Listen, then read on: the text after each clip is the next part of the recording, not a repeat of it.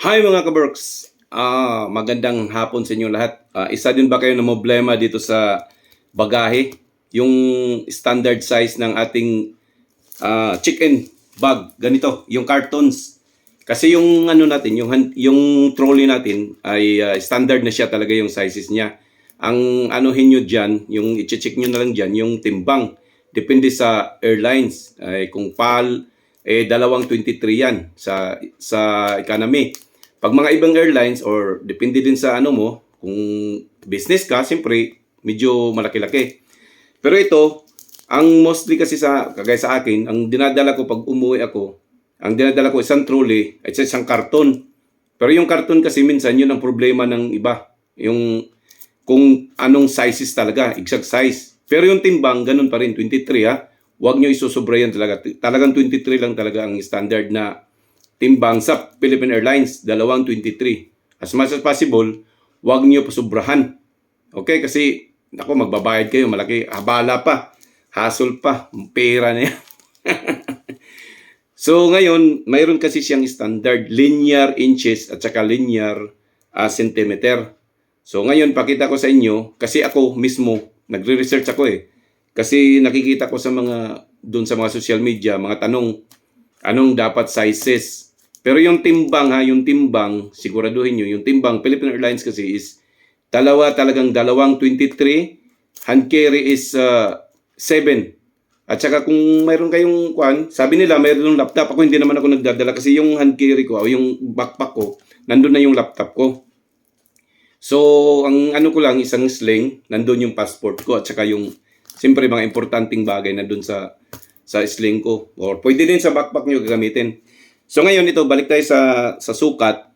May standard siyang sukat. So, ang ano kasi niya, linear inches. Yung linear inches niya, kailangan hindi susubra sa 62. Sinulat ko na rito Hindi nakasubra siya 62 inches total length plus width plus height. Tapos ngayon, yung linear centimeters, hindi dapat susubra sa 158 centimeter. Length plus width plus height pa rin. Okay? So, pakita ko sa inyo yung sample ng aking baga, itong karton na to. Ito. Pakita ko sa inyo para at least makita nyo kung ano talaga ang dapat computation nito. Ha? Okay? Pakita ko sa inyo.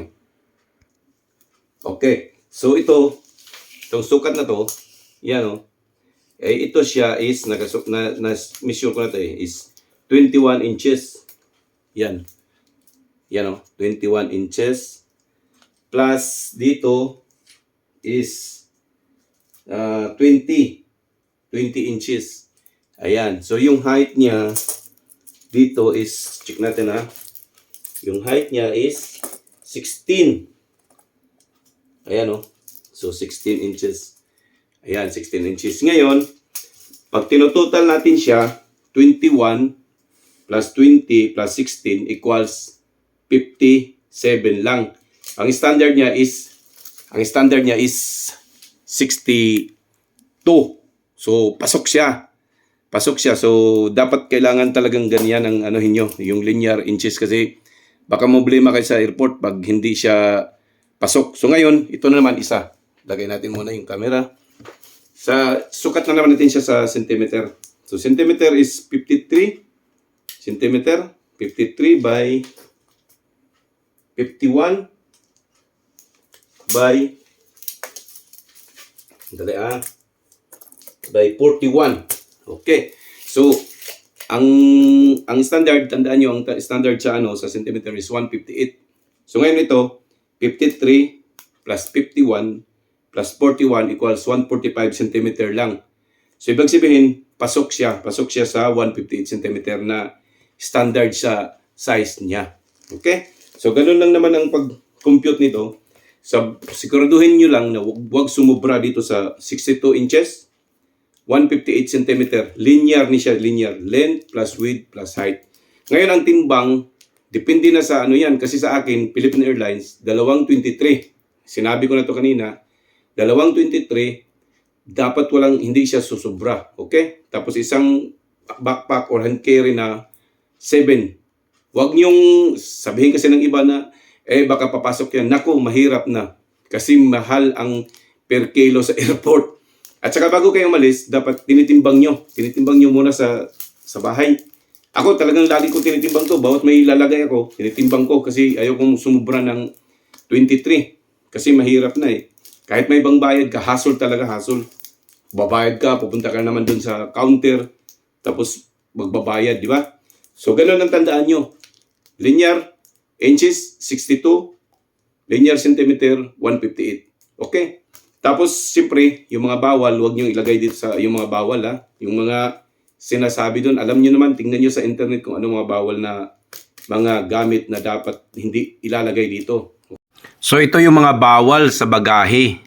Like for example, nitong camping gas, portable stove gas, oxygen bottles for sports use, insecticides with weed killers, paints, bleach, poison, lithium metal batteries, lithium ion batteries, wet cell batteries, hair curlers, diving lamps, fireworks, firecrackers, ammunition, matches lighters, oil lighters, fluids.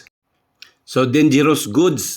Dangerous goods are items or substances that may endanger the society of the aircraft or guests on board. Please ensure that you do not pack items specified in this list in your hand carry or check baggage. Yung nakalagay dyan, oh, tingnan nyo. Yun, mga chainsaw, fire extinguisher, mga bala. So, diniscuss ko na yan kanina. So, yun lang. Salamat sa panunood. Bye-bye!